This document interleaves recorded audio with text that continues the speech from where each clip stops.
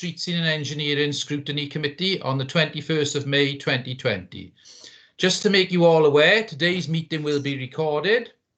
Can I also welcome any members of the public and press to today's meeting? Can I kindly ask you to observe the meeting only and not to speak or participate? Can I please remind you all to switch your phones to silent for the duration of the meeting? In addition, can I refer you to the protocols for remote meetings which have been previously circulated? Namely, your microphone should be switched to mute unless you are speaking. Should you wish to ask a question or make a comment, can you please indicate either via the chat function or by raising your electronic hand via Teams? I will assume that you have read all the paperwork before us today prior to the meeting. Please only use the chat function to indicate if you wish to speak as an alternative to the electric hand function or to raise any technical issues. When asking a question, can you please indicate which page number you are referring to? The first item on the agenda is to do a roll call. I am Councillor Robert Wood, the Chair, and I am present. I will now call on Chloe, the Democratic Services Officer, to take the roll call. Thank you, Chair. I've marked you as present. We've had apologies from Councillor Sheila Penry, Councillor Godre'r. Present. Also had apologies from Councillor Charlotte Goldsworthy, Councillor Scott Jones. Present. Councillor Dennis Keogh. Present. Councillor Adam McGrath. Present. We've had apologies from Councillor Chris Jones, Councillor Wyndham Griffiths. Present. Councillor Rosalind Davis. Present. Presennol. Councillor Joe Hale. Present, Chloe. We've had apologies from Councillor Simon Noyle. We've also got some invited members today. Councillor Suzanne Patterson. Present. Llewellyn. Present, present, Chloe. Councillor Sean Percy. Present. And Councillor Stephanie Lynch. Present. Cabinet members, Councillor Mike Harvey. Present, Chloe. Councillor Annette Wingrave. Present, Chloe. And officers, Nicola Pierce. Apologies from Nicola. Yeah. Mike Roberts. Here. Dave Griffiths. Present. James Davis. Present. Is that me? Stephen, Present. sorry. Yeah. Present. Hassan. Present. Nicola Heathen. Present, Chloe. Anyone I've missed? Okay, thank you, Chair. I think that's everyone. Okay, thanks, Chloe. Going on to Chair's announcements, I would like to announce for the information of officers and the public that we have chosen to scrutinise agenda items 7, 8 and 9 on the Cabinet Board agenda. Firstly, if we can go to any declarations of interest. Can members indicate whether they have any declarations in relation to the items that we have chosen to scrutinise today?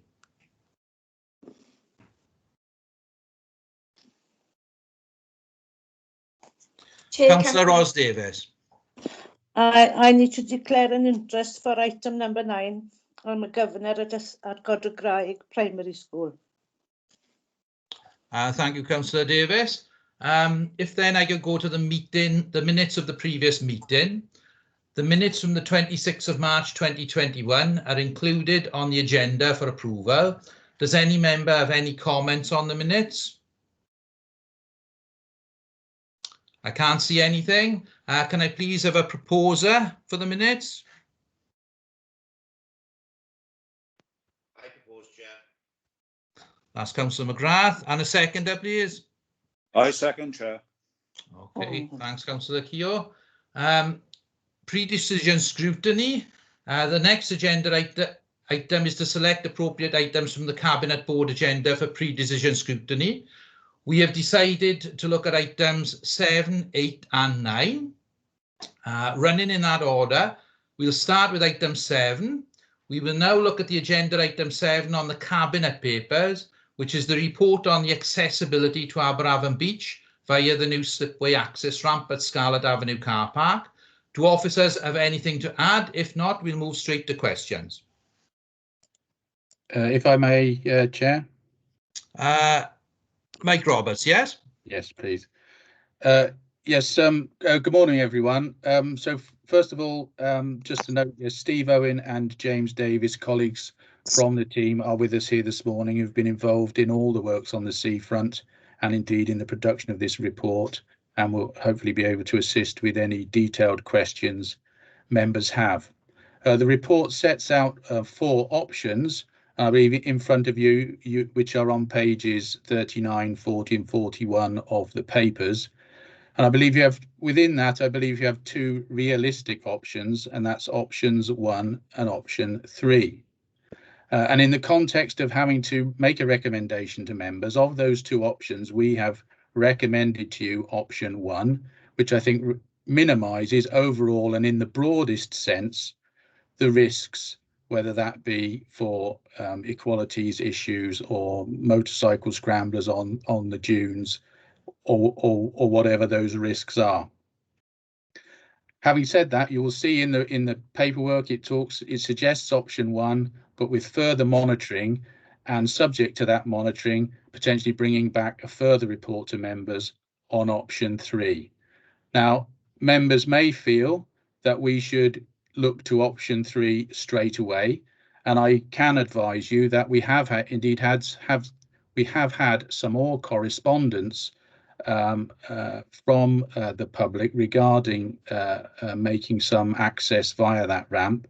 And if this is the case, I would just advise members that you have all the information in front of you necessary to take that decision, to recommend that to the board if you felt that that was appropriate. So you do have all that information within the impact assessments and information you've got in front of you to recommend option 3 if that's what you felt was appropriate. So having said that, if I could now hand the floor over to members, Chair, and any queries that anybody has.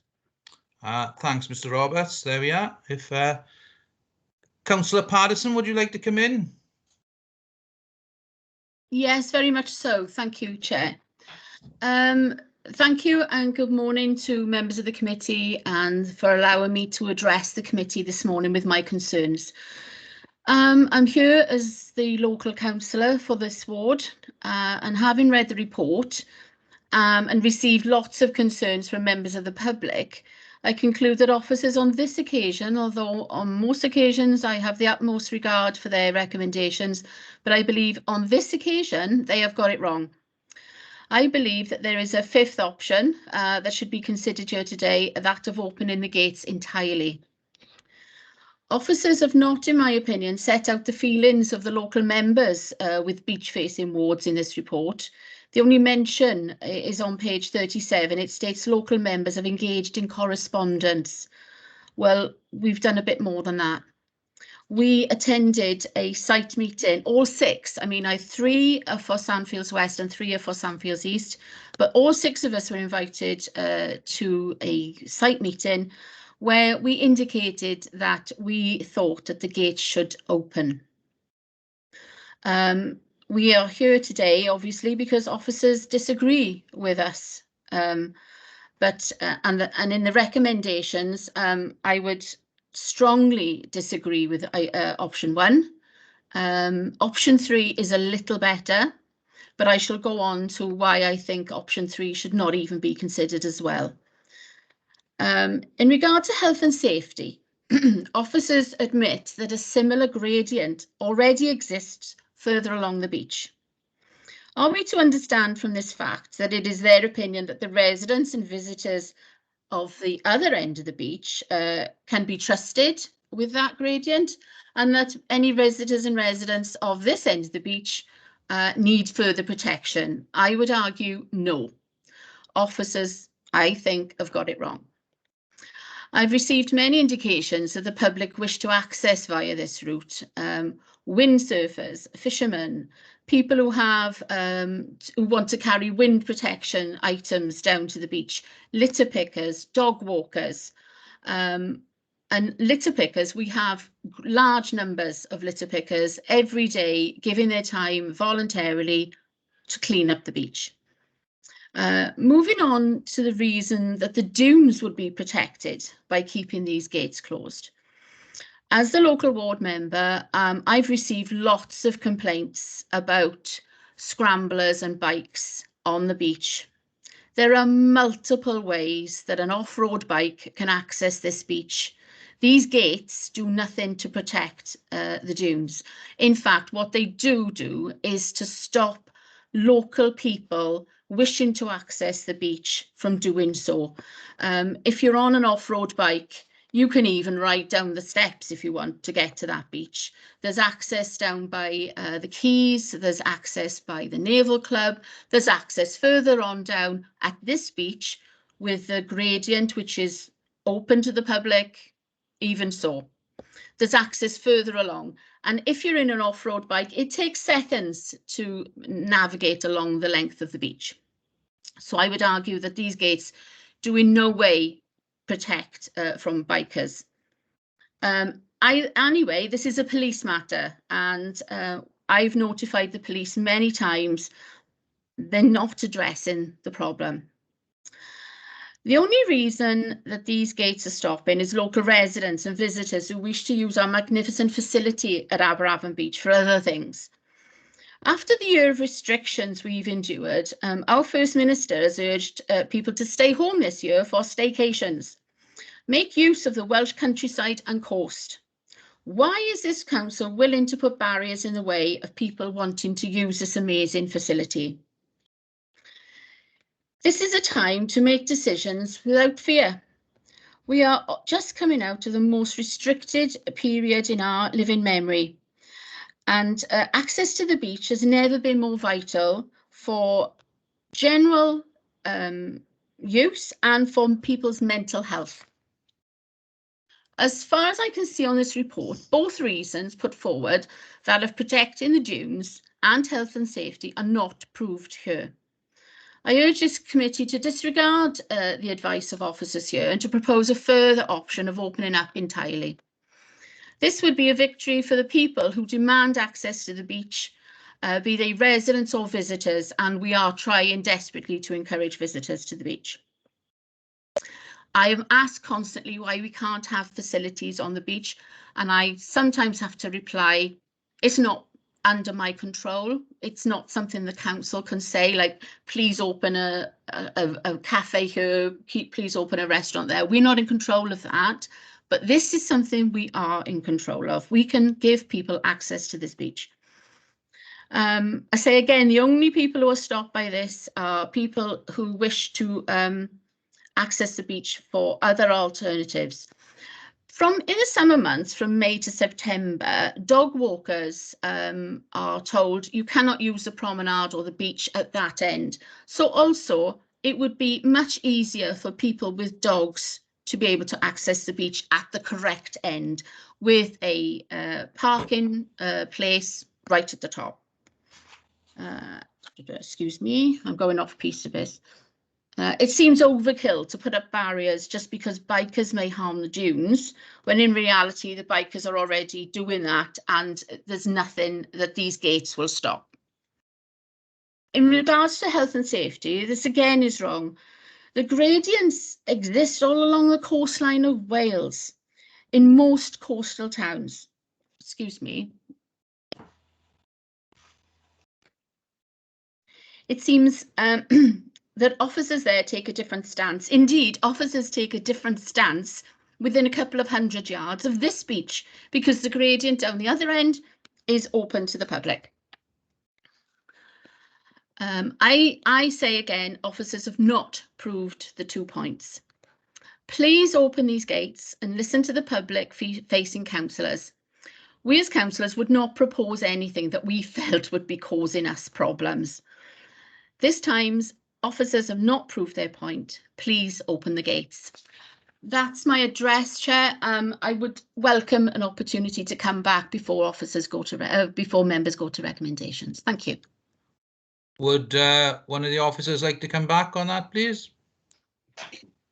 Before my colleagues may have may want to comment on some of the detail, What I would say is that taking account of the council's duty of care to the public and its obligations under the Equalities and other legislation, I would not recommend to you simply opening the ramp, which is a new ramp, but it is not designed for general public access. And I believe that if members were minded to look at just simply opening the ramp, that you will require another report. Thanks for that, Mr. Roberts. If I can bring in Councillor Sean Percy, please. Thank you, Chair, and thanks, Mike and James, for the report today. I cover the neighbouring ward of Sandfields East, and as Suzanne's already mentioned, I joined the meeting last year on in the car park to discuss this issue of opening the slipway. I was strongly in favour of opening the pedestrian gate with some measures in place. So pretty much option 3 was what I was advocating on the day. I don't really want to overstep Suzanne's view on this one, but I will outline my preference and my view on this one all the same.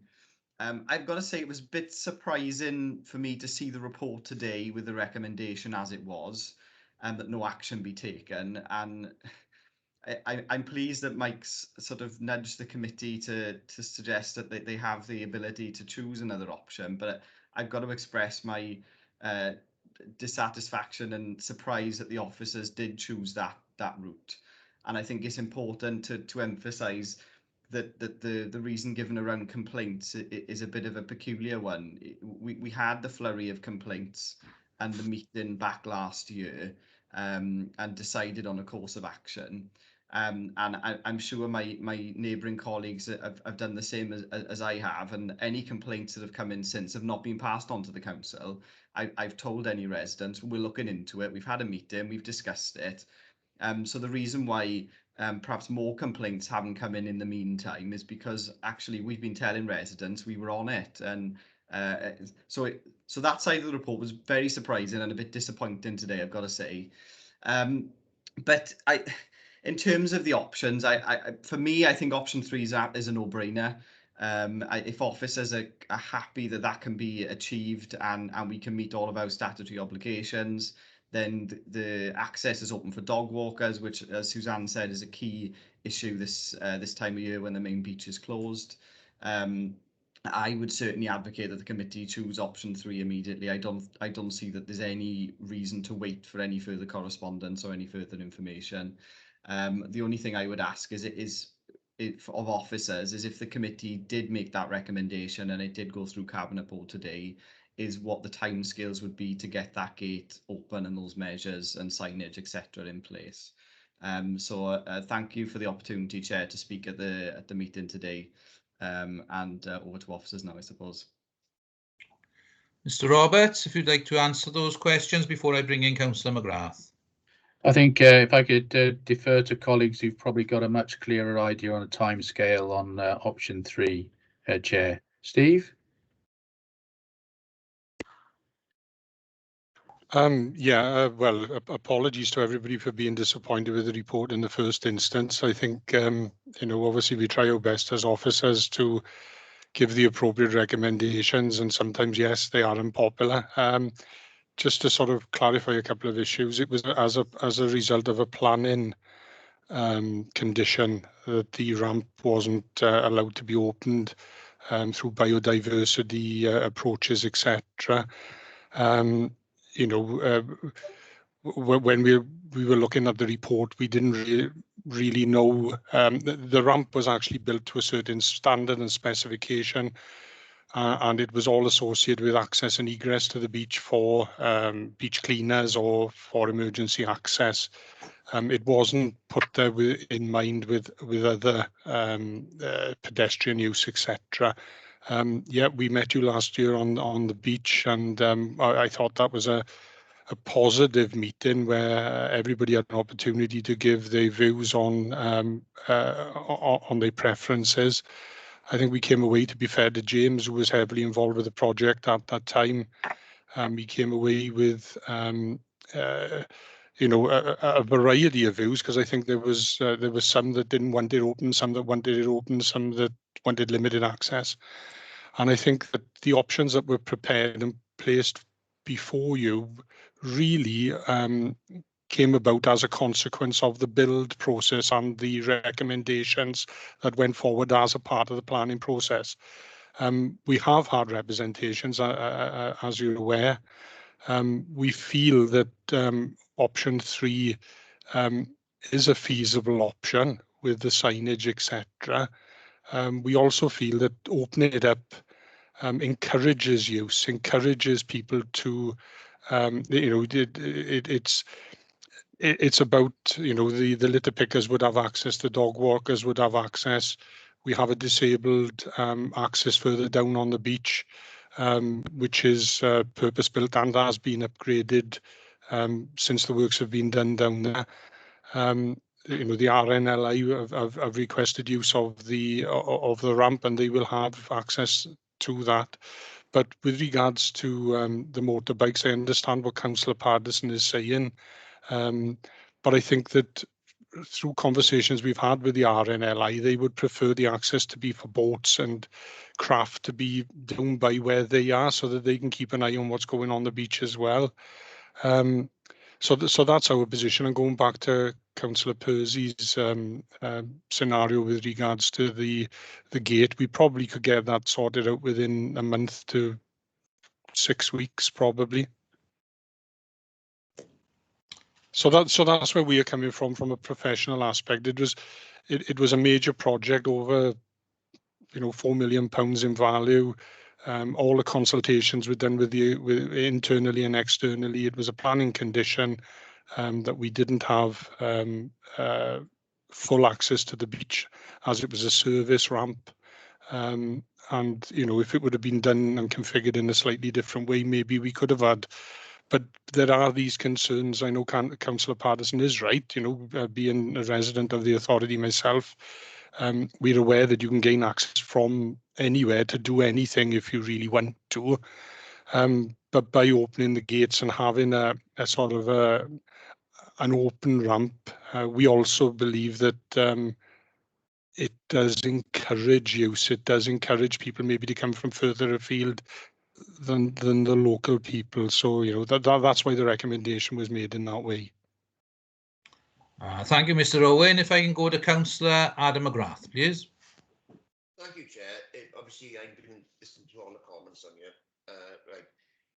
Obviously, I understand the ramp is there for access for council employees.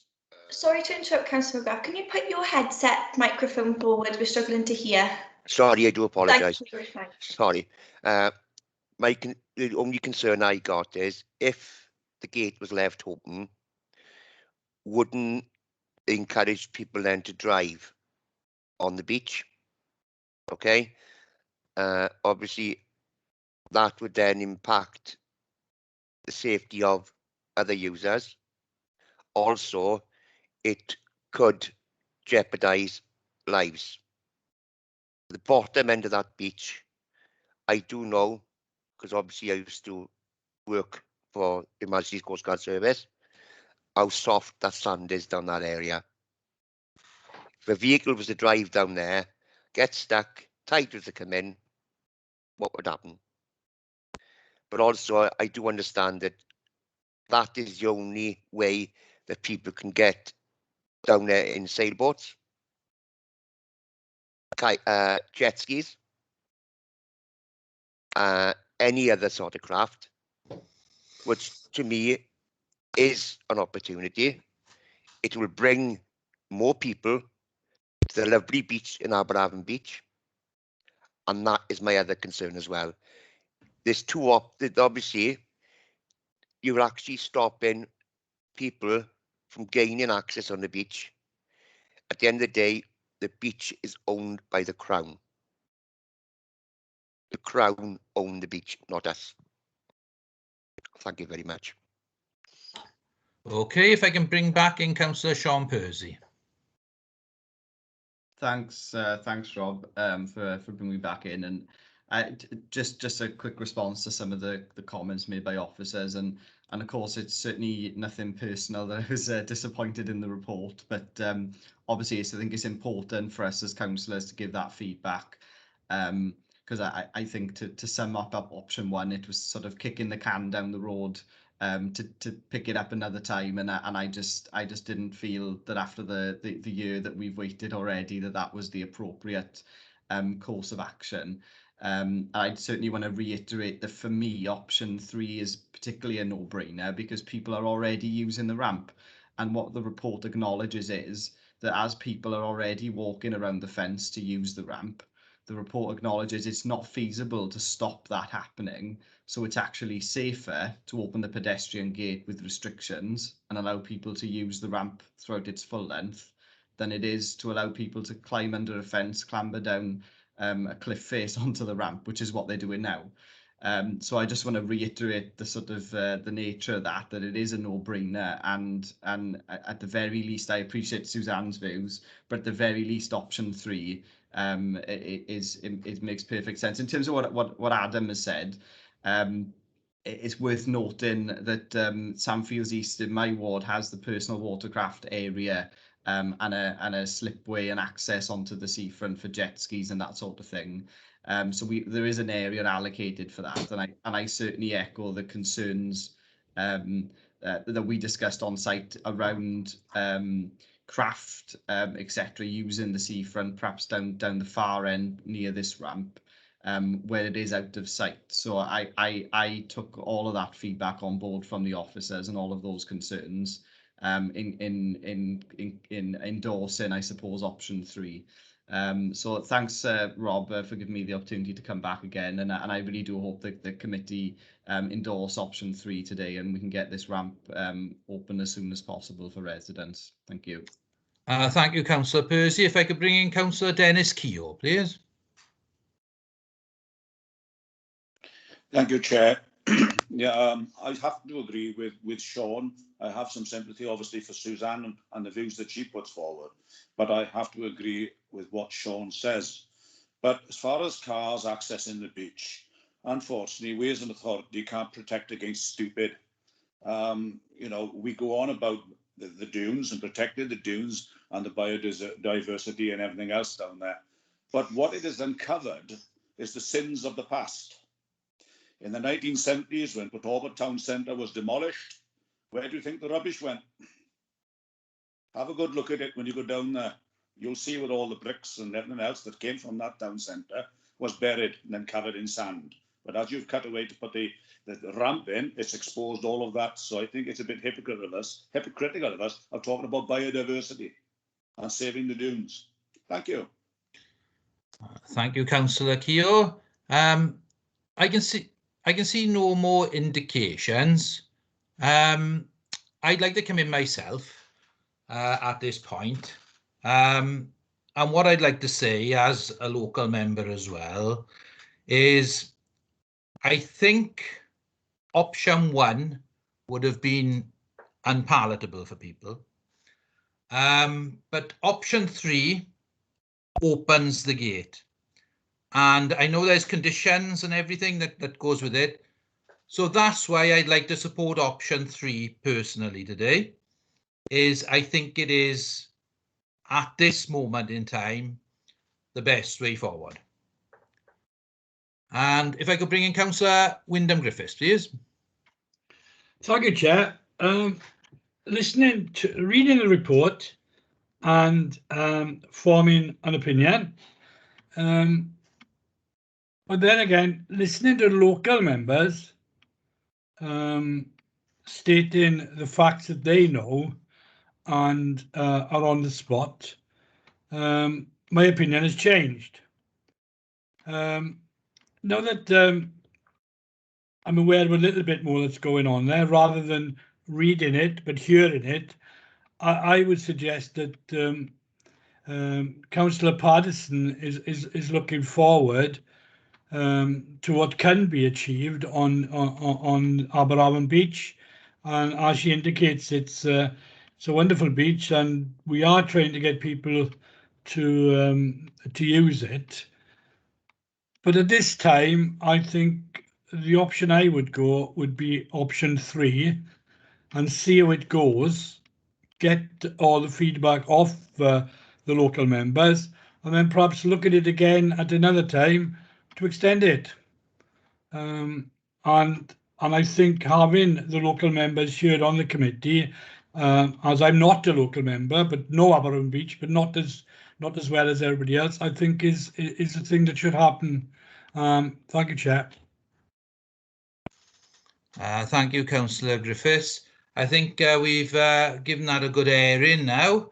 And if we can possibly go to the recommendation, which... Sorry. Sorry? I did ask when I made my address if I might be able to just come back before recommendations. All right, okay, yes, if you'd like to come in then, Councillor Patterson. Thank you very much. And thank you to the committee for listening to what I had to say today. I can get a feeling that I haven't struck gold, but I am more than happy if you were to think of option 3 as the next best thing. I'm still not convinced that the gradients are any different or anything like that. Everything I said, I still stand by. I would like at some point in the future, and as Councillor Griffiths has said, to think about having a big access at this end of the beach, just to spread out the visitors that might want to come to Aberavon. But if the committee are not swayed by my argument, then I would urge them to vote for option 3. Thank you, Councillor Patterson. Right, if we go to the recommendation, what I'll do is I'll read out the summary of option 3, and we'll recommend that to go to Cabinet Board then. Is everybody happy with that? Okay. Option 3 is the addition of the pedestrian gate plus an access barrier plus signage plus additional disabled car parking close to the new ramp. As option 2 would have said, with the addition of some form of barrier to prevent wheelchair motorcycle access, installation of signage that the use of motorbikes on the dunes is illegal, safety signage highlighting the risks of using the ramp for pedestrian access, in order to mitigate the risk associated with not allowing access to disabled individuals, additional car parking spaces to be provided near the purpose-built DDA ramp, remedial and upgrading of the DDA access ramp has just been delivered as part of the Aberavon Promenade Coastal Risk Management Scheme. If we recommend that to go to Cabinet Board, if I can have a proposer, please. I propose, Chair. And if I can have a second there. I second, Chair. Okay, that's been recommended. Thanks for everybody and their contributions on that. If I can bring in Chloe Plowman in a moment, please. Yeah, apologies, Chair. Can I, just for clarity, can we just have, if there was any members who weren't happy with that, who were voting against, if they would just raise their electronic hand just to show that the whole committee was happy with that particular recommendation going through? Nope, I think you're okay then, Chair. Okay, thanks, Chloe. Thank you. There we are. The next item we've chosen to scrutinise was item 8, which is the traffic scheme over in Cilfrew and Aberavon. And if I can ask officers if they'd like to add anything before I go to questions.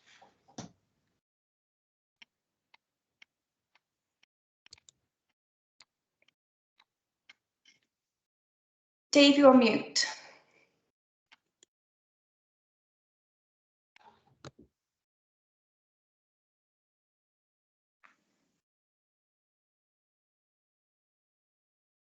Are you there, Mr. Griffiths? Dave, you put yourself back on mute again. Sorry, it's showing. Right, can you hear me now? Yes, no problem. Oh, good. Blimey. That's the first time I've had so much difficulty unmuting. Apologies. Yes, if I could just give a little bit of a background to the report that's before you today to advertise the order. Last year, we had a road safety grant from Welsh Government for a sort of more traditional road safety scheme that incorporated traffic calming measures in the form of speed reduction humps and things. But there was a lot of opposition to that scheme from the local residents. Obviously, speeding is a significant issue there, and that's why Welsh Government supported the scheme originally, with I think 85th percentile of traffic travelling at 43 miles per hour, which was quite concerning to obviously the department and our road safety manager. A petition then was submitted by the community opposing the proposals at that time and asking if we could consider alternative measures in terms of trying to reduce the traffic in the locality. So subsequently, Joyce Smith, our road safety manager, had further dialogue with Welsh Government's road safety teams, and it became known to us then that they were going to be considering 20-mile-per-hour pilots that we were able to bid into. So there are 6 pilots that are taking place across South Wales. We were fortunate enough to be successful in making a bid to participate in that pilot, so that we can work with Welsh Government and GoSafe around a different type of road safety measure here.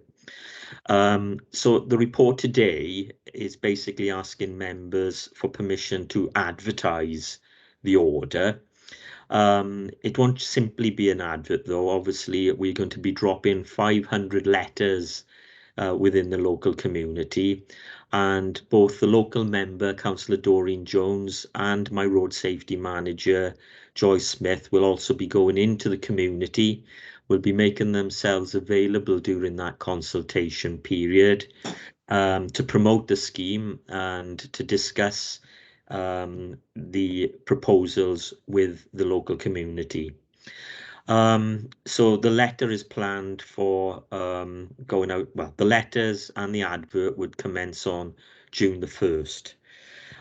So I'm happy to take questions, members. Obviously, it is permission to purely advertise at this stage, and then we would, if there are, there'll be, I guess, some mixed reaction. There'll be positive and some probably people that may not be happy with the proposals, in which case we will be bringing a further board report back for member scrutiny and cabinet decision.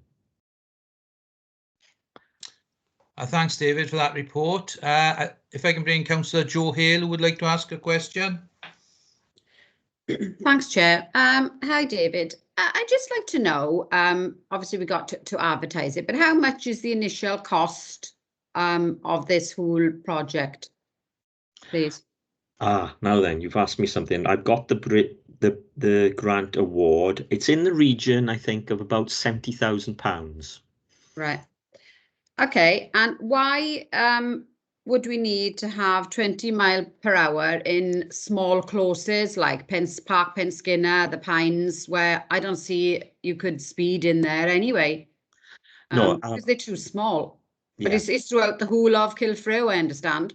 Yes, the sort of criteria around the pilot requires to cover a whole community area, and it's recognised that in some of the areas people wouldn't be travelling at that speed. I think it's the feeder road really, and the main road is the key area of concern. Of course, this is, as I say, a pilot that Welsh Government will be running for probably 2 years across Wales in selected areas, and it's to inform the sort of precursor to a national default limit of 20 miles per hour in Wales. So this is to sort of inform that process. So it doesn't necessarily mean that it'll be retained. It is a pilot. If it works and the community believe it's been beneficial, then I see no reason why we wouldn't retain it. but all of the data and information that will be gathered from the pilot will be fed into Welsh Government into this wider review on the default limits. So they were very keen to draw a boundary then around the whole community as opposed to singular main road routes. I don't know if that helps answer your query, but Yeah. it's sort of... Why was Cilfrew picked for it? It was topical at the time. We did look at some other areas across the county borough. We recognised that we've only got a certain amount of capacity and resource, and there's a lot of this work will actually be delivered by the GoSafe partnership, which is an arm of South Wales Police. We'll be doing the engineering works, but a lot of this work will involve a lot of data crunching, really, of all the analytics that are done behind the scene. So they've picked different size communities as part of the pilots. So in other parts of Wales, they picked a whole town. In some parts, they picked maybe 2 or 3 streets in a very rural community. This is sort of a mid-sized cluster of community of around 500 properties. So they're trying to get a mix of data available to inform this wider review on the speed limit nationally. And of course, we have a road safety issue there at the moment that we needed to address. So it sort of almost fell in line to make that submission. It's interesting though, because have we actually had any accidents along Cilfrew, which I'm not aware of?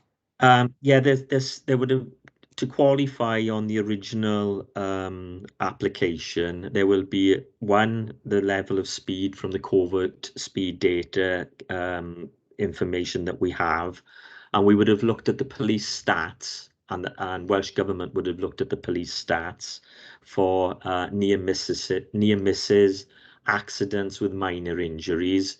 I don't believe there's been any major incidents there where people have lost their lives, thankfully.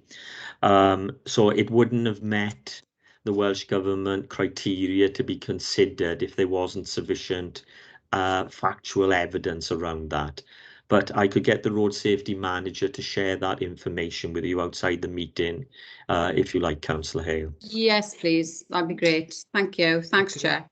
Thanks, Councillor Hale, and thanks, Mr. Griffiths, for that, for your answers there, the detail of them. Right, if there's no further questions, if I could take you to the recommendation, which is on page 54. Having had due regard to the integrated impact assessment, it is recommended that approval is granted to advertise the proposed 20 mph speed limit traffic regulation order at Cilfrew Village, Neath, as detailed in Appendix A to the circulated report, and if no objections are received, that the proposals are to be implemented on site as advertised. If I can have a proposer, please.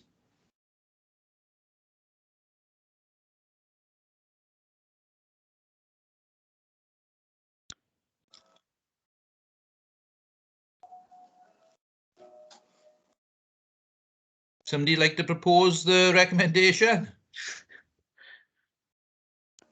I'd like to propose the recommendation. Thanks, Councillor Davies. And a seconder, please. I second that, Chair. Thank you, Councillor McGrath. Going on, next item on the agenda is item 9. We will now look at agenda item 9 on the Cabinet agenda, which is the report on the design options for the remediation of Cilmaengwyn tip above Graig Primary School. Do officers have anything to add? If not, we will move straight to questions. Thank you, Chair. I think members and local members that are in attendance here today from the ward affected, that there's been a lot of background reporting around the Godre'r area in terms of the geology and landslides. All of those documents are obviously published and in the public domain. This report is specifically asking members permission for us to make a direct award to the specialist geotechnical and earth science partnership to work with a civil engineer to look at design options as set out in the report. Clearly, this will help the council in coming and informing the council's strategic schools improvement programme as well, which is a parallel piece of work to this commission, but of course is intrinsically linked because of the position that we find ourselves in with the Godre'r Primary School. So I'm happy to take questions, Chair. I do have our engineering manager with me here today, Hassan, who may be able to assist if we get into more detailed technical questions. Thank you, Mr Griffiths. If I can bring in Councillor Ros Davies, please. Diolch yn fawr. Page 72, the three proposals, I'm quite happy with the first two, but regarding proposal number 3, the possible demolition of Godre'r Primary School and reusing the site with community benefit. Now, if the recommendations would be to demolish the school, as the school premises would be unsafe for staff and pupils, then how can the site be considered for community benefit if it's unsafe for pupils and staff? Thank you, Chair. Obviously a very good question, and what we've been guided to look to the consultants to do is to see if there are any suitable community benefits that may be appropriate for that site. I'm not clear personally what they may look like in terms of real community benefit in that respect. I don't think it would involve the site being able to be developed in terms of housing, for example, or community halls or anything of that nature, but there may be other green type community benefits that may be appropriate. But I think we'll wait to see what thoughts the consultant comes forward within on that point.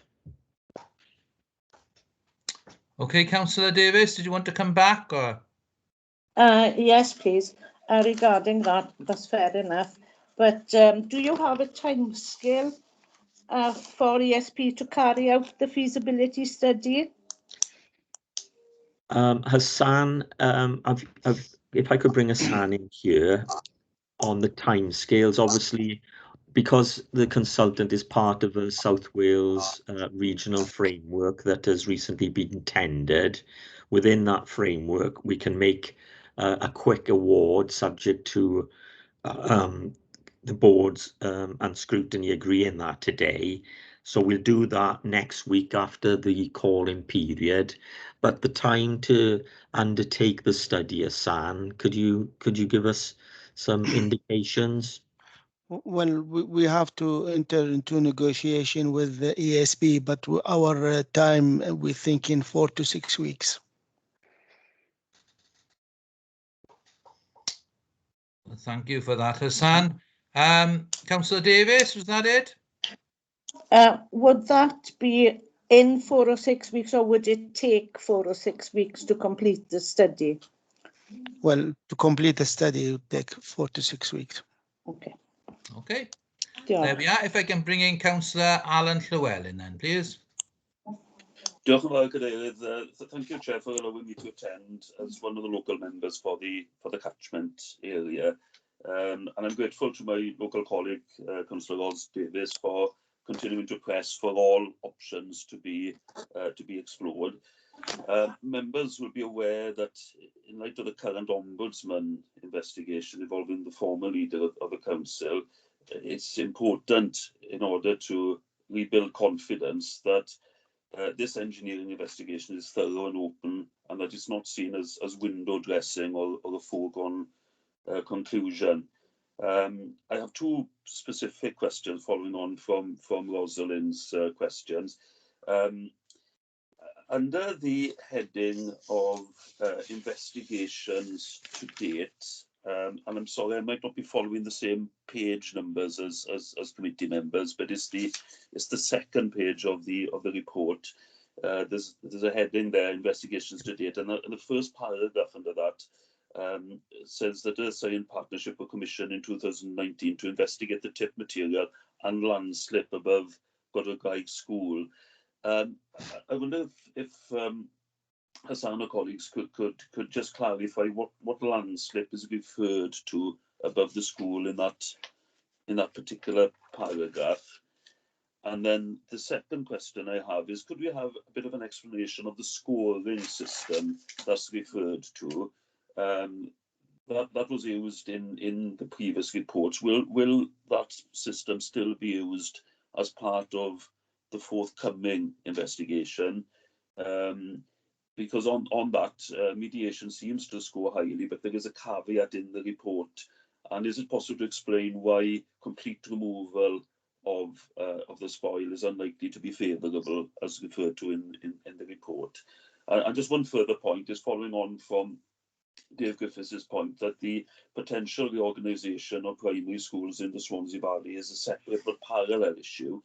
And the question of retaining a primary school in the village of Godre'r will continue to be an issue during that process. I'd just like to flag that up.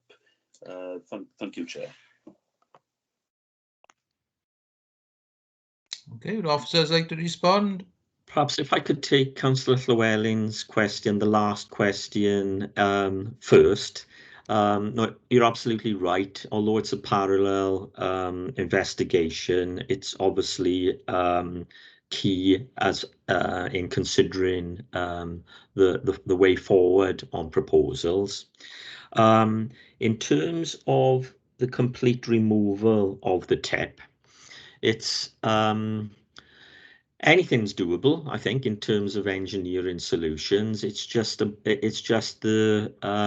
physical ability to do that and in what timescales, and obviously cost will be a factor. So Hassan did some initial calculations previously, purely mathematical, based upon the volume of material on the site that would need to be taken off site. Was sort of, just as I say, simplistic mathematics, was in the region of £4 million. Now, that didn't take into account that we've obviously got to get access routes into it safely. There will be smaller vehicles because of the nature of the topography there. So it could take up to 18 months to 2 years to take that volume of material off the site. And then obviously to do whatever mitigation works that would be required following that work. In terms of the reports, you mentioned the Panteg landslip and queried that. I think what, and Hassan may like to come in on this point, we're all obviously aware of the Panteg landslip area, the Cilfrew, and the history around the Godre'r Cilmaengwyn area. So obviously the concerns and the recent geological activity that we've had in Panteg spurred a closer look at the Godre'r area, and particularly around the school, bearing in mind the educational review of education in the Valley area. So initially a desktop study was done, which flagged some concerns, and then obviously we got into doing much more detailed testing and analysis work there, which unfortunately, due to the risks involved there, and this is history, resulted in the Godre'r Graig school being temporarily closed at the time. I don't think the decision has been taken to close the school permanently, is my understanding. And this report will now further provide further information around that decision making process. Notwithstanding that, I mean, whatever the outcome is, the question remains as to if there is any appropriate works that should be done in any event. So I don't know if that helps Councillor Llewellyn in answering some of your queries. There were a lot there, and I'm not sure if I've covered them all.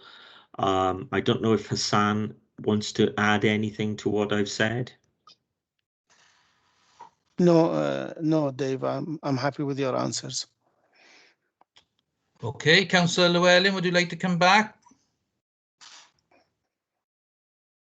You're on mute. Do apologise. Yeah, thanks for those replies. I just wanted to come back really on the last one there. I was just querying the actual wording on that paragraph under investigations to date, where it says to investigate the tip material and landslip above Godre'r Graig School. I'm not actually aware that, you know, certainly within any recent times, that there's been a landslip above Godre'r Graig School. So I'm just wondering, I'm just querying the wording there. I realise it was investigating the tip material and any potential risks, but it's the next couple of words that I'd like clarity on or possible amendment. Okay. Obviously I'm aware of the the other landslips further up the valley from the school and in Panteg and so on, but it's the it's that particular reference to a landslip above Godre'r Graig School. I don't know if it's possible to clarify that. Hassan? Yeah, I wouldn't call it landslip, but since we've done the monitoring, there is a movement in that area, so we have to do more investigation. Right, okay, I just wanted to clarify that we don't, yes, there we are. Anyway, thanks. Yeah, okay. Sorry. Thanks for your contributions there. Are you finished answering the questions, Mr. Griffiths? Yes, that's fine, Chair. There we are. I mean, the recommendation is on page 74, and I'll read through it briefly. Having due regard to the integrated impact assessment screening, it is recommended that members approve the direct award of work to investigate the design options to the Earth Science Partnership, including the production of budget estimates for all works associated with the remediation of Cilmaengwyn spoil tip. There we are. If I can have a proposer, please.